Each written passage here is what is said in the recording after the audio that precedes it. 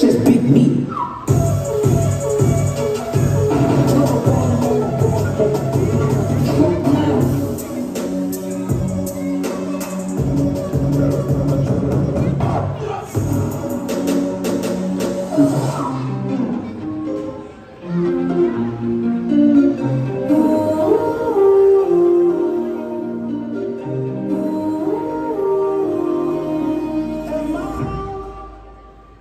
Thinking out the box from where I stay.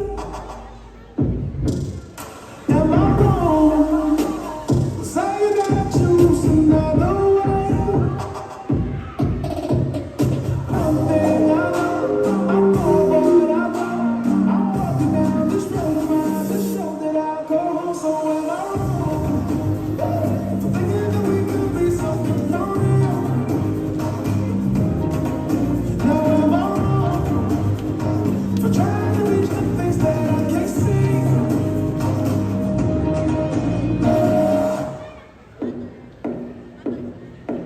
Rock and roll.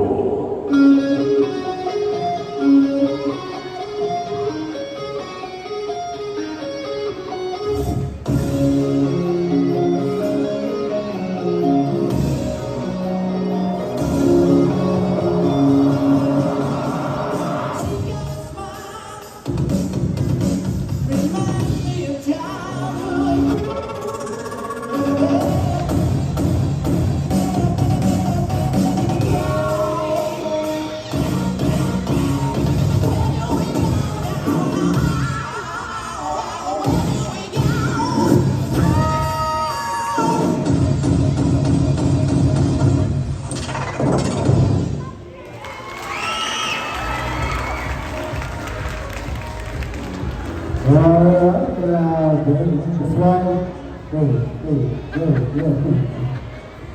kaya sila nanalo, sobrang nakakatawa. Hindi ako napasok si Eddie. Dre! Kamusta ka, Dre? At nakita ko ng person na si Dasam Gohan. Dre! Kamusta naman ang pagiging NE Pacific Little Idol Grand Winner? Marami ka natutunan. Pero yung pagiging malatang boses mo, natutunan.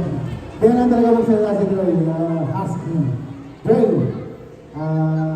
kaya nagtanong ko kay sila, ano yung ginawa mo lang sa money na napalalunan mo? Anong ginawa mo dun sa pera na napalalunan mo? Wala pang. Gusto mo pag-usapan natin kung saan magpapunta yung pera? Para sa school, no? Nakakatawa yung mga bata, ginagamit nila for their future. Para sa school. Dre, anong mensahe mo sa mga kids na napalit mo kaninang nag-perform? Magaling po sila. Anong message mo sa kanila? Anong mga advice mo? Manalo, okay lang. Manalo ba talo? Okay lang. So, Dre, sino ang kasama mo ngayong araw? Yung mga daddy ko, tsaka si Eddie. Message mo sa kanila? Maraming salamat po sa pagtutulong mo po sa akin. At saka po, salamat din po dahil sinabi niyo po ako dito sa Impossible Idol. Love you po. Talagang kailangan ng isang bata na lalo sa talent yung full support ng mga magulang. Palakpakan mo natin once again, our NE Pacific Little Idol Grand Winner for the male category, Leo Andrei or Tali. Thank you so much, Bray. And Yes, and we're inviting everyone.